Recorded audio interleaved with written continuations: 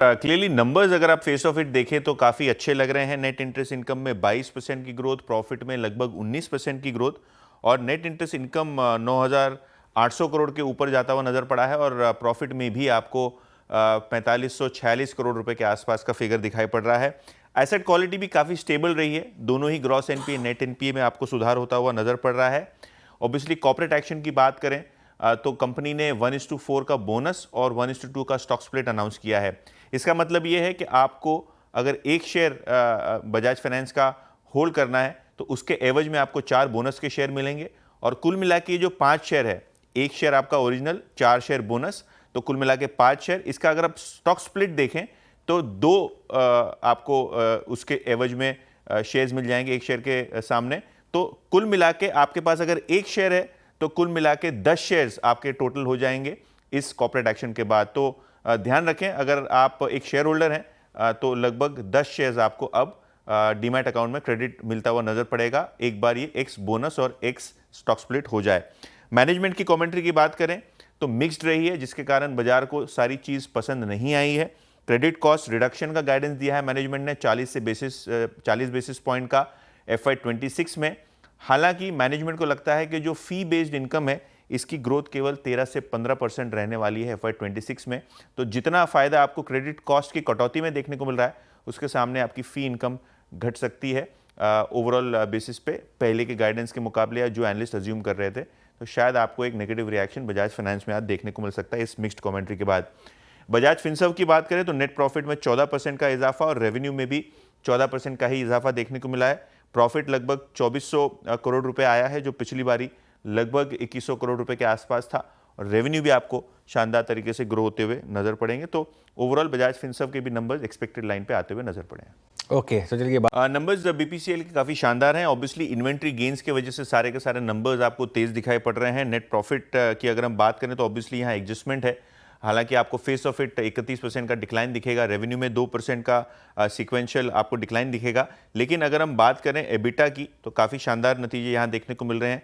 7,765 करोड़ रुपए के आसपास एबिटा देखने को मिल रहा है, ग्रोथ है 2% की, और कहीं ना कहीं ये जो इन्वेंट्री गेन्स हैं इसके कारण साल दर साल बेसिस पे भी आपको नंबर्स में एक ज़बरदस्त इजाफा देखने को मिल रहा है।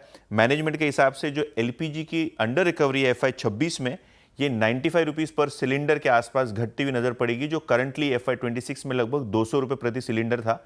तो कहीं ना कहीं इस कमेंट के बाद भी शायद आपको एक पॉजिटिव रुझान देखने को मिले ब्रोकरेजेस की तरफ से।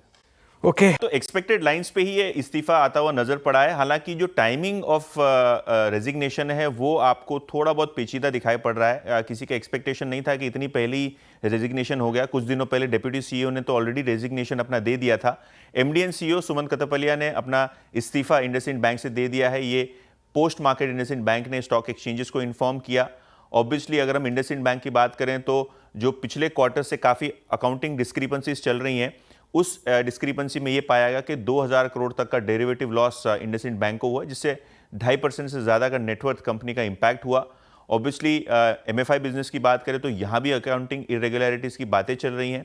इस बीच में कंपनी के सीईओ का इस्तीफा, एक कमेटी का गठन करेगी इंडसइंड बैंक, जो अपने सीईओ के जो नियुक्ति है उसके नाम जो कैंडिडेट से पोटेंशियल वो आरबीआई को भेजेगी, और आरबीआई ऑब्वियसली इसके ऊपर नए सीईओ का ऐलान या अप्रूवल करेगी। लेकिन एक बात जो आज बाजार में बहुत डिस्कस हो रही है वो ये है कि क्या इंडसइंड बैंक का नया सीईओ प्राइवेट सेक्टर से होगा या पीएसयू सेक्टर से होगा। पिछले 2 बैंक्स का अगर हम एग्जांपल दे दें, चाहे वो येस बैंक हो या आरबीएल बैंक हो, दोनों ही बैंक्स में अब पीएसयू बैंक के सीईओज का गठन और अपॉइंटमेंट जो है वो आरबीआई ने किया है। तो क्या इसी तर्ज पे इंडसइंड बैंक में एक पीएसयू सीईओ, पीएसयू सेक्टर से कोई सीईओ लाया जाएगा या प्राइवेट सेक्टर ही से नियुक्ति होगी, ये अभी एक असमंजस बना हुआ है। तो शायद ये हैंगओवर जब तक है तब तक स्टॉक में थोड़ा बहुत अंडर परफॉर्मेंस दिख सकता है, ऐसा एनालिस्ट का मानना है। विशाल मेगा मार्ट के नंबर्स काफी शानदार है, लेकिन इंडिया मार्ट की पहले बात करते हैं क्योंकि ये एक एफएनओ स्टॉक है, तो रिएक्शन देखते हैं कैसे आएगा। कंसोलिडेटेड मुनाफा 100 करोड़ से बढ़ के 181 करोड़ हुआ है। रेवेन्यू में 13% की ग्रोथ हुई है। एबिटा मार्जिन्स भी आपको अच्छी तरीके से बढ़ते हुए नजर पड़ रहे हैं। Q4 टिपिकली एक अच्छा क्वार्टर होता है इंडिया मार्ट का, लेकिन यहाँ नंबर्स पे मत जाइए क्योंकि जो पेइंग सब्सक्राइबर बेस है ये काफ़ी कमज़ोर आपको देखने को मिल रहा है इंडिया मार्ट में। इनफैक्ट FY25 में कस्टमर एडिशन ग्रोथ केवल 1% का था और कस्टमर इंक्वायरीज में आपको 12% की गिरावट देखने को मिली है। तो जो इंटरनल नंबर्स हैं इंडिया मार्ट के वो आपको थोड़े बहुत कमजोरी दिखाई पड़ रहे हैं और शायद इसीलिए स्टॉक थोड़ा बहुत आपको प्रेशर में जाता हुआ नजर पड़ सकता है इनिशियल गैप अप के बाद। विशाल मेगा मार्ट की बात करें तो शानदार नंबर्स हैं। कंसोलिडेटेड मुनाफा लगभग दुगना होता हुआ आपको नजर पड़ा है। 61 करोड़ से प्रॉफिट बढ़ के 115 करोड़ हुआ है। रेवेन्यूज में 13% की ग्रोथ। और देखिए इतने बड़े टर्नओवर पे कंपनी के मार्जिन्स किस तरीके से एक्सपैंड हुए हैं। 12% का मार्जिन बढ़ के लगभग 14% के लेवल के आसपास आया है। तो काफी शानदार मार्जिन परफॉर्मेंस और हाई डबल डिजिट में आपको सेम स्टोर सेल्स ग्रोथ देखने को मिल रहा है विशाल मेगा मार्ट का। और शॉपर स्टॉप की बात करें तो Q4 का नेट प्रॉफिट केवल जो है वो 2 करोड़ रुपए आया है। पिछले साल ये नंबर लगभग 23 करोड़ रुपए के आसपास था। रेवेन्यूज बिल्कुल फ्लैट नोट पे आपको दिखाई पड़ रहे हैं 1064 करोड़ पे। और अगर हम एबिटा की बात करें तो मार्जिन्स बिल्कुल फ्लैट रहे साल दर साल बेसिस पे। तो कोई खास ग्रोथ शॉपर स्टॉप के क्वार्टरली नंबर्स में देखने को नहीं मिल रहा है। ओके, यतिन